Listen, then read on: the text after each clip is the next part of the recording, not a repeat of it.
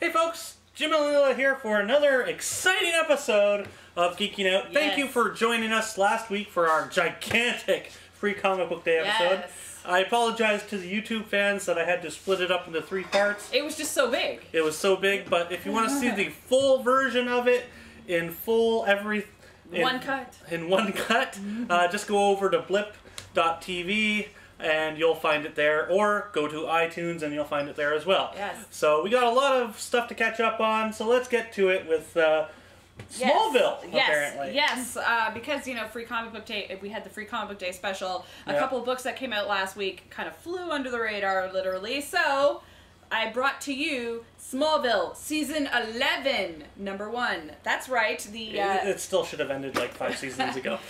Yeah, well, this continues on after the TV show and answers the question, you know, what happens after he dons the suit, finally. Well, we already know all that. You know, but in the Smallville universe, you know, because there are some changes, you know, like, yeah, so. Anyways, so in this one, Clark Kent has settled into his role as Superman, saving the day you know, home in time for breakfast with his fiancée Lois Lane. And in this issue, he rescues some Russian astronauts. So it's become Lois and Clark all of a sudden. Well, they're not married. They're just engaged. So, you know, and that'll probably go on for a while because, you know, it's all over when you're married, right, I guess. Right. You should know that for a fact. So anyway, also Oliver, aka Green Arrow, thwarts the criminal element while Chloe tries to get Watchtower back online and makes an interesting discovery. Meanwhile, Lex Luthor campaigns for a military reaction to the appearance of Superman. So fans of the TV show should be pretty happy with the continuing story, I think, here. I enjoyed it. The artist attempted a resemblance of the actors from the show, so that was good. And I thought it was really cool. I mean, again, I'm sort of with you that Smallville was great the way that it ended, and maybe it could have been just that. Yeah. But there's a lot of content in this book, and I really enjoyed it, so maybe they can take me along for this ride. We'll see. I'm not sure if I'm completely bought in, much like Buffy. It took me a while to get on board with, you know, the show ended kind of perfect. Why do we need to have more? But then we said, we want more. But then we wanted more, so maybe I'll want more here. Alright, next up we have Epic Kill number 1. And in this one, hitmen and mercenaries from around the globe are ordered to bring down the 18-year-old super assassin known as Song. But she wants to turn the tables on them and take revenge on the man that killed her parents. The newly elected President of the United States of America. Ooh. Alright, so this book is absolutely fantastic. Wow. If you don't have this one, it's already too late. Sold out. But there'll be second printing. There's going to be second printings. It's Image. What do you expect? Yeah. But this is by Raphael Ienco, who has been in the comics industry for a long time and probably has never had a hit such as this. And this is simply his best work to date. I remember way back 20 years ago when he did a little book called Stigmata for Entity Press, which I thought was amazing at the time. But this is where it's really at. This is absolutely fantastic. Great story, great art. It has everything going for it, and I simply adored it. Yeah. I'm really looking forward to seeing what happens in this series, and if you want to check out something that's a little different and a lot of fun, check this book out. It's fantastic. Okay, next up I've got World's Finest number 1. Now this is part of the new relaunch of some 52 titles, right? We had some that left, and this is one of the new ones that came in. How many of these will be canceled? I don't know. This one was kind of promising, but we'll see. Anyway, so 5 years ago on Earth 2, Power Girl, a.k.a. Supergirl, and Huntress, a.k.a. Robin... They better not screw with Power Girl. Were pursuing Darkseid when an apocalypse trap blew, stranding them on Earth. Now they're desperately trying to get their way back, and can they find the help they need, and can they trust each other long enough to complete their mission? So this was okay.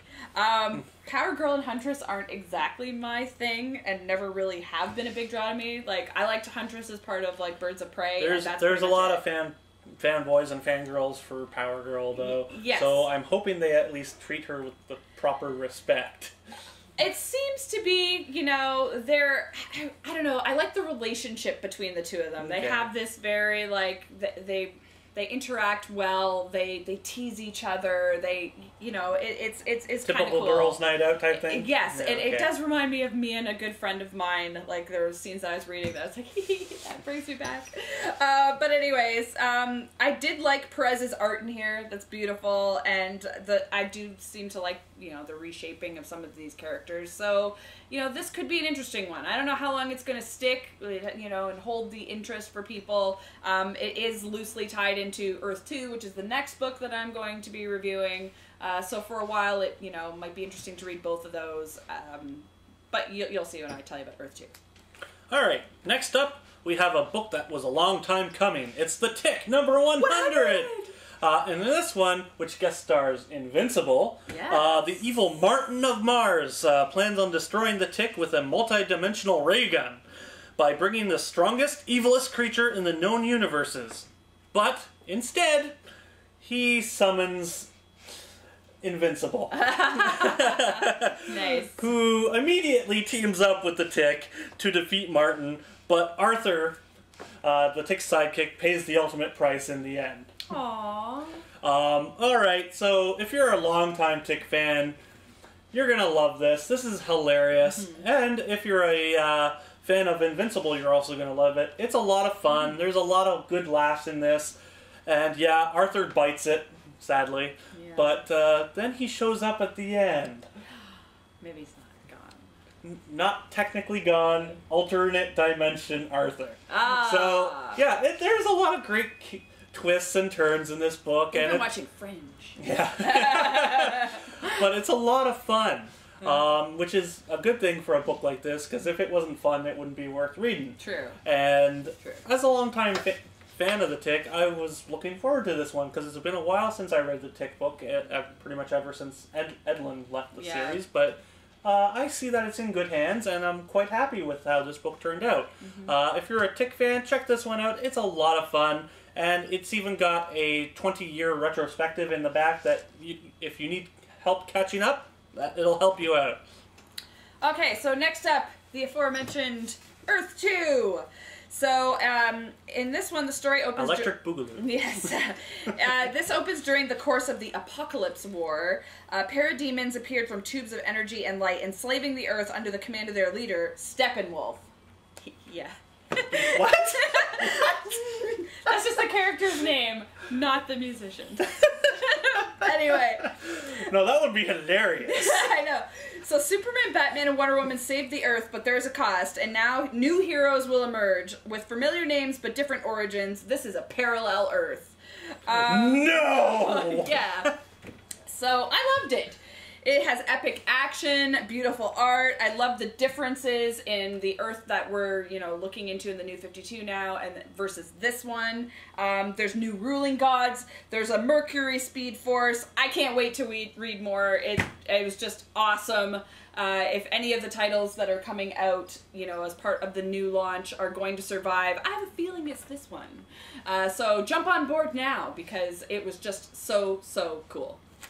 Alright, and my last book of the week is our Small Press Spotlight book of the week. And in this one, it's called Tomboy Terra, and it's volume 1.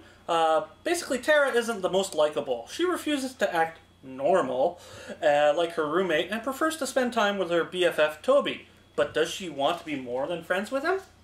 Ah. Alright, so this is by a friend of mine named Emily, and it's quite good.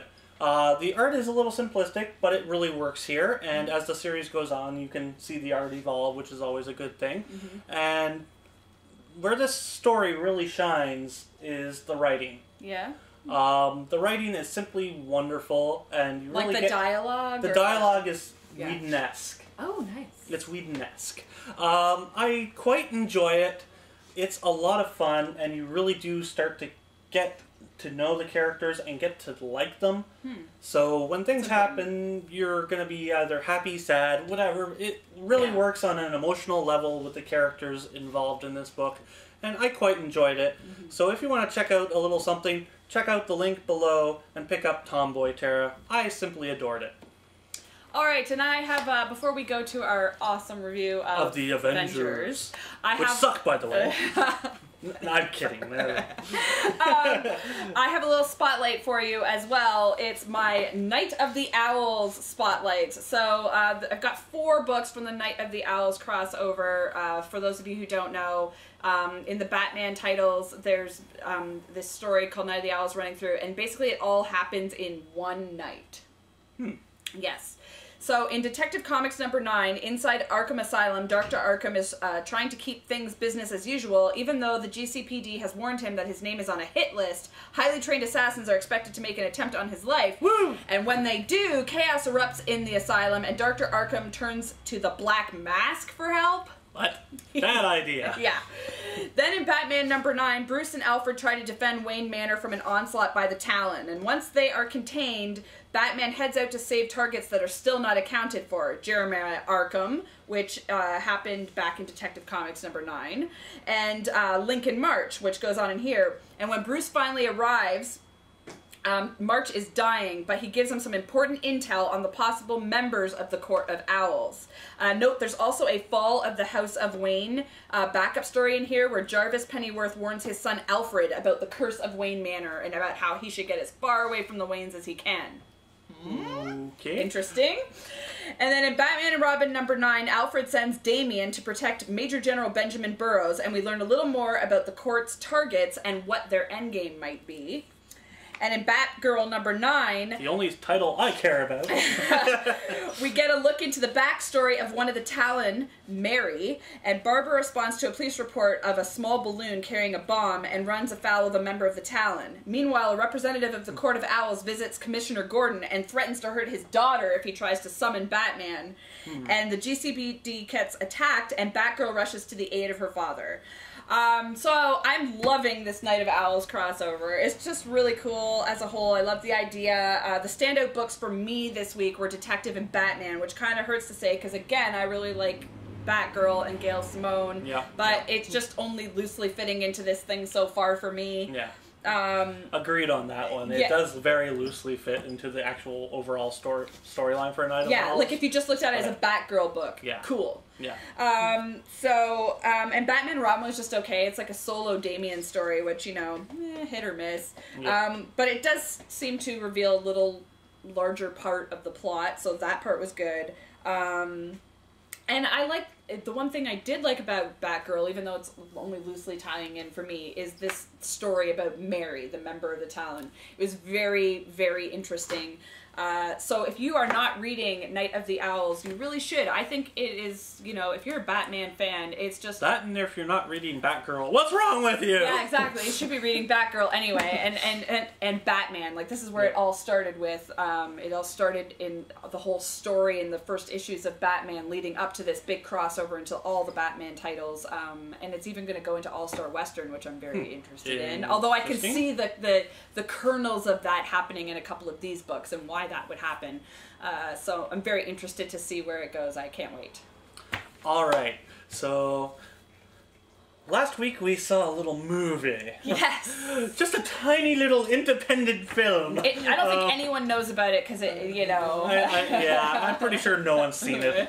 Yeah. $700 million is nothing. Yeah. Oh, sorry, it just made $800 million. Yeah. Anyway, we're talking about, of course, about the Avengers. Now, we're not going to go into spoilers here. Because those people suck. Those people do suck, and sometimes we are those people, but... I try to be those people like a month afterwards. That's sort of my window. If you haven't got on board after a month, then you really didn't want to see it too badly, and me spoiling it's not that big a deal. All right, so let's talk about this film a bit, shall we? Without spoiling anything. Without spoiling it.